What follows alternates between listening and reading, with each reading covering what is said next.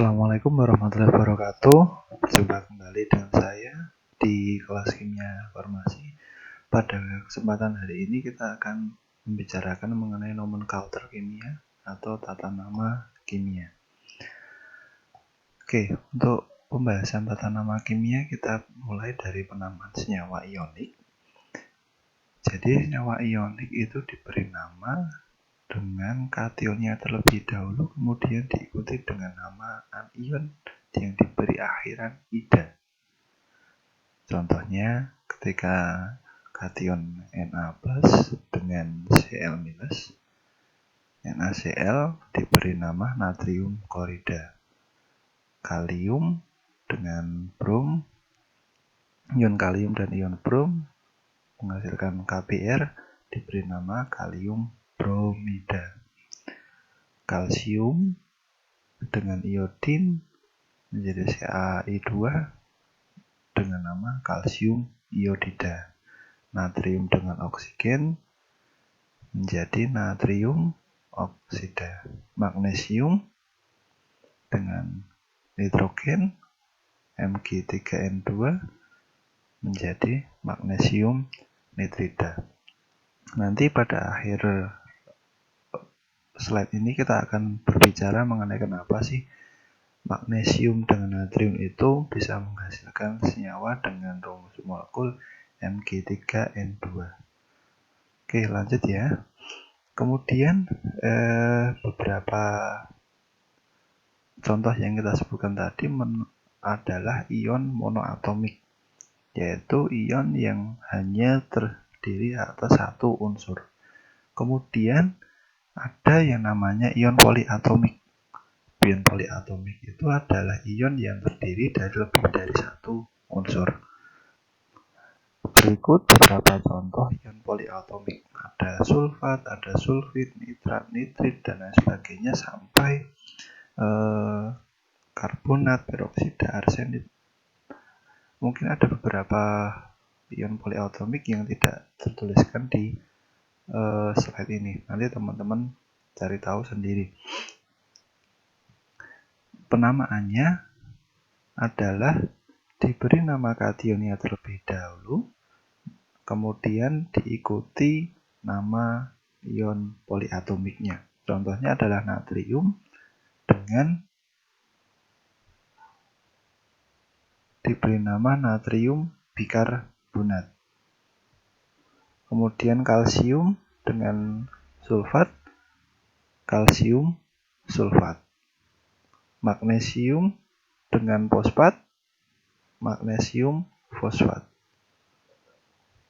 Seperti itu ya teman-teman. Nanti silakan untuk mempelajari dengan contoh-contoh yang teman-teman bisa temukan di buku.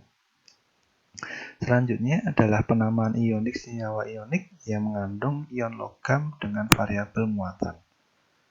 Jadi variabel muatan ini dapat kita temukan di logam transisi. Jadi logam transisi itu muatannya bisa lebih dari satu.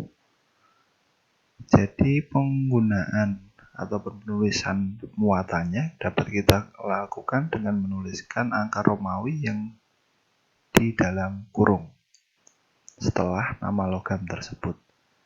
Contohnya sebagai berikut muatan-muatan yang berbeda. Kromium, ada krom 2, ada krom 3. Muatannya yang krom 2 adalah 2, yang krom 3 adalah 3. Teman-teman juga bisa memberi nama dengan nama kromo dan kromi. Ataupun di contoh lain adalah besi. Besi 2 muatannya 2, besi 3 muatannya 3. Yang besi 2 diberi nama ferro, yang besi 3 diberi nama ferri. Namun saya menyarankan teman-teman untuk menggunakan angka Romawi saja daripada nama ferro, ferri, kobalto, kobaltik ini. Karena lebih mudah menggunakan angka Romawi. Contohnya seperti berikut. FeCl3, besi 3, klorida. Kenapa besinya 3? Karena muatan Fe di sini adalah 3. kita dapat tahu kenapa muatannya 3, karena Cl muatannya adalah minus 1. Minus 1 dikali 3 adalah minus 3, sehingga besi muatannya harus plus 3. Kemudian Hg2O, merkuri 1, dan HgO adalah merkuri 2, oksida. Perbedaan muatan dapat kita ketahui dari jumlah Hg yang berikatan dengan O. O adalah memiliki muatan minus 2. Sehingga Hg2O, masing-masing Hg muatannya adalah plus 1, dan HgO, Hg di HgO adalah plus 2. Oke, lanjut. Berikutnya adalah senyawa molekuler. Senyawa molekuler tersusun atas atom non-logam. Penamaannya dimulai dari unsur non-logam pertama, diikuti dengan unsur non-logam yang diberi akhiran ida.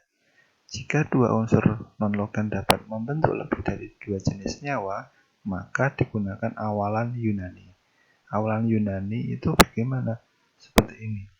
Ada mono, di, tri, tetra, penta, heksa, hepta, okta, nona, dan deka. Teman-teman harus hafal urutan ini karena ini akan nanti dipakai sampai teman-teman akhir kuliah. Namun biasanya penggunaan mono ini tidak dituliskan. Biasanya dimulai dari di, tri, tetra, penta, dan sampai deka. Contohnya adalah sebagai berikut.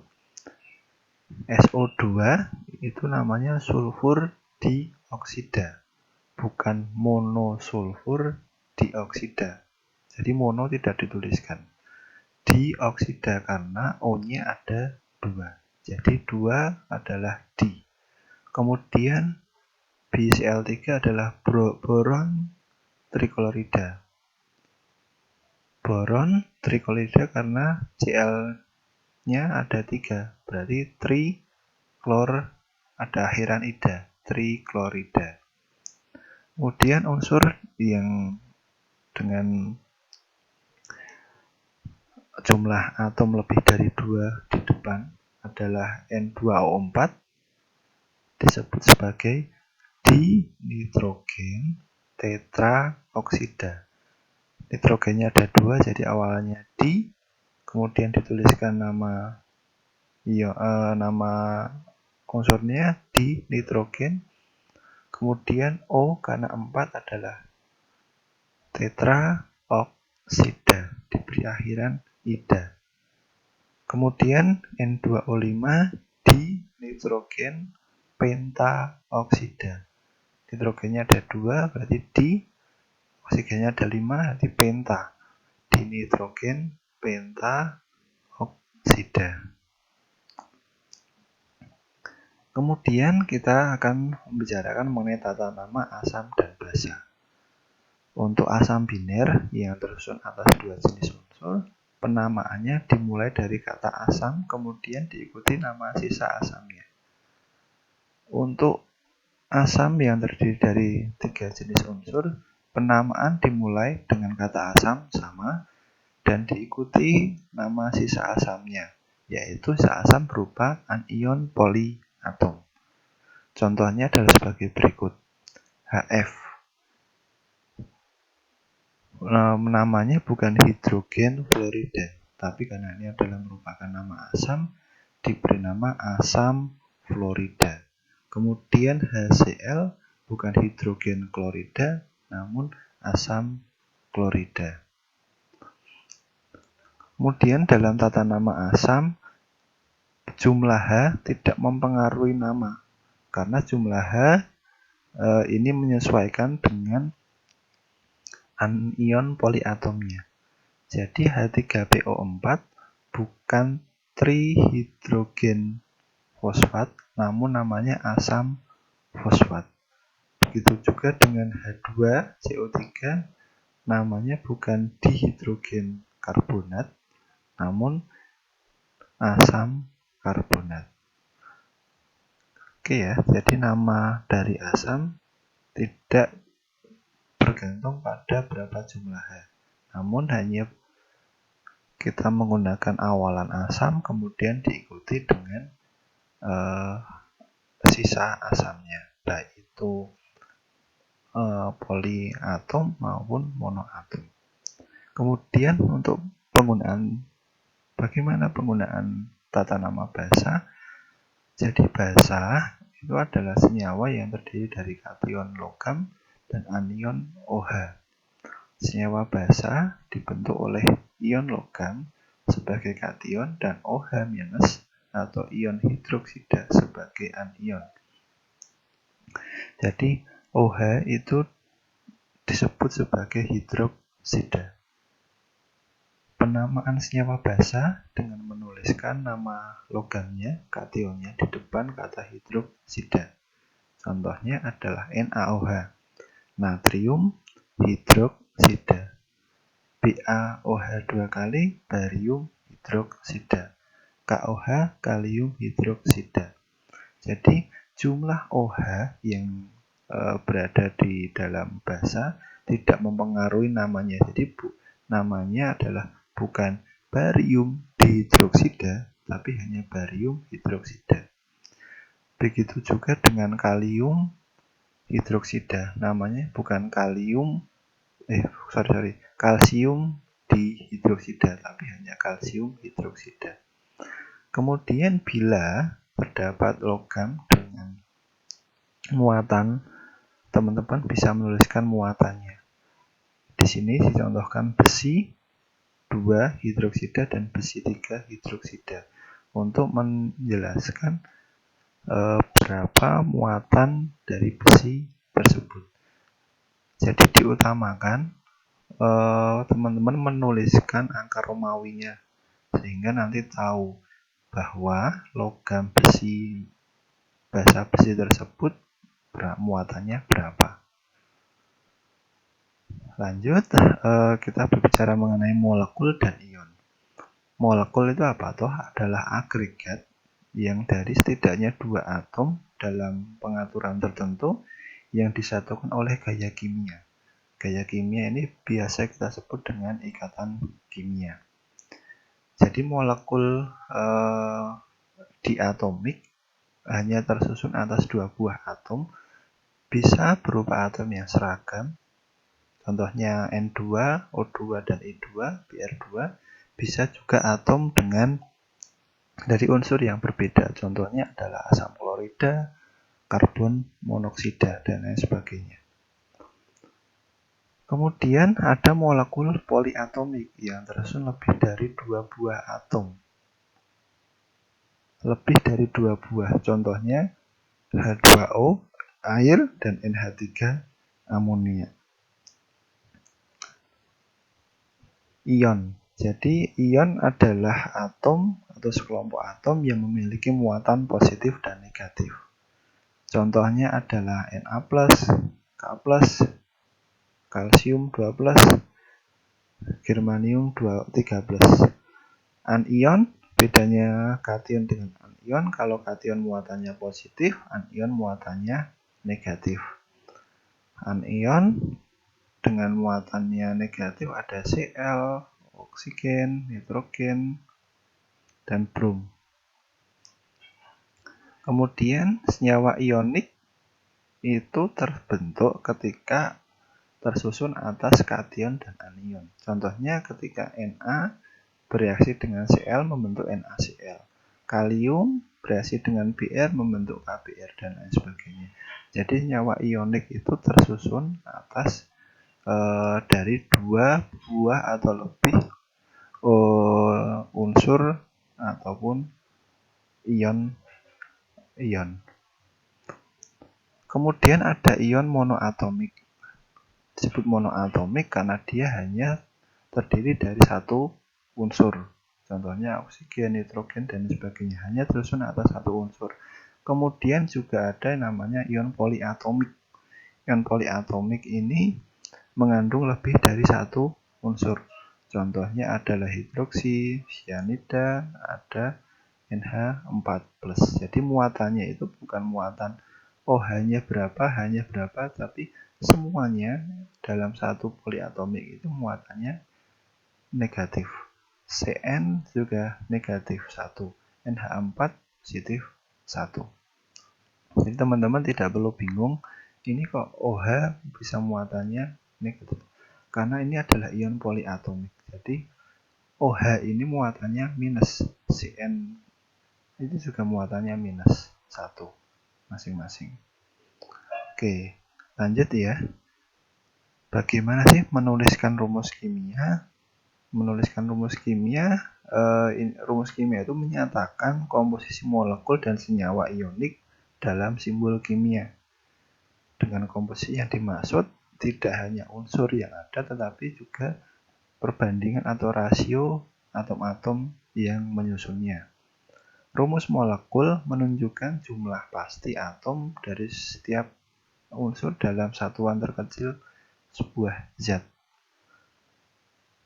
Kita dapat menggambarkan penyusunan dari atom-atom tersebut menggunakan formula struktur yang menunjukkan bagaimana atom terikat satu sama lain dalam sebuah molekul. Contohnya kita di sini dapat lihat hidrogen itu rumus kimianya adalah H2, oksigen O2, ozon O3, dan air adalah H2O. Ini bacanya bagaimana atau maksudnya? Maaf di sini slide-nya rusak. Jadi H2O maksudnya adalah dalam air itu terdapat 2 atom hidrogen dan 1 atom oksigen. Jadi tanda subskrip di bawah ini H2O itu merupakan jumlah dari atom penyusun satu molekul air.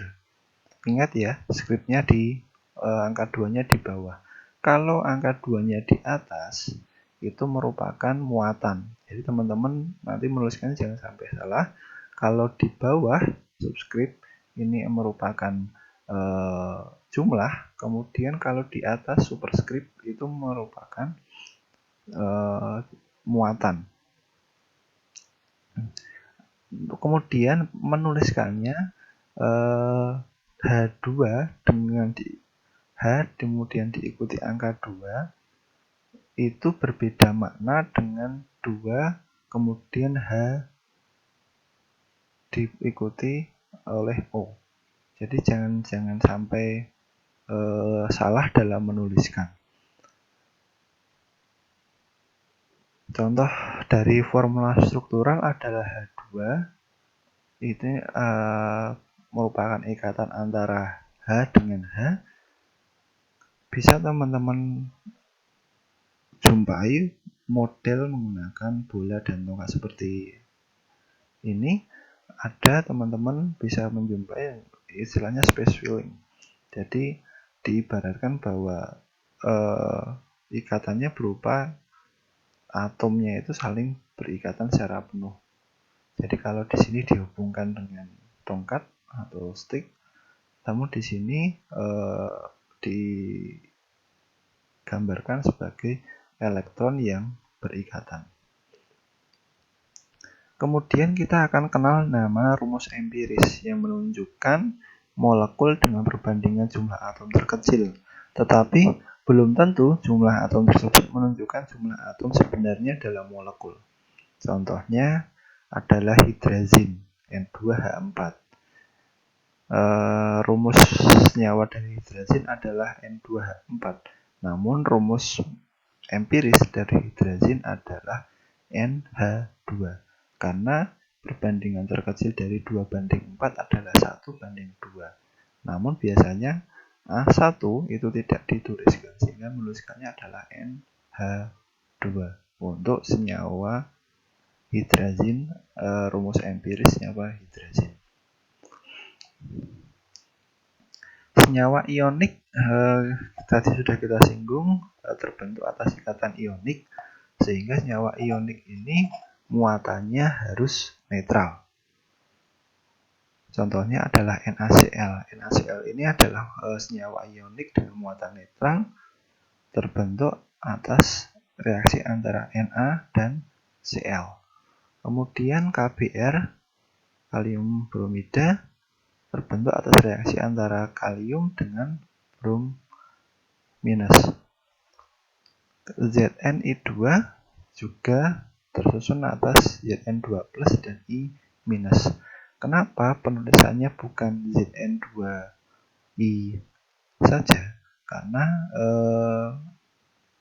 ZnI2 ini adalah menyesuaikan muatan dari masing-masing penyusunnya. Zn muatannya 2 plus dengan I adalah 1 minus, sehingga untuk menjadikannya netral jumlah I harus 2, sehingga Zn memiliki muatan 2, I nya 2, berarti 2 minus tambah 2 plus adalah 0.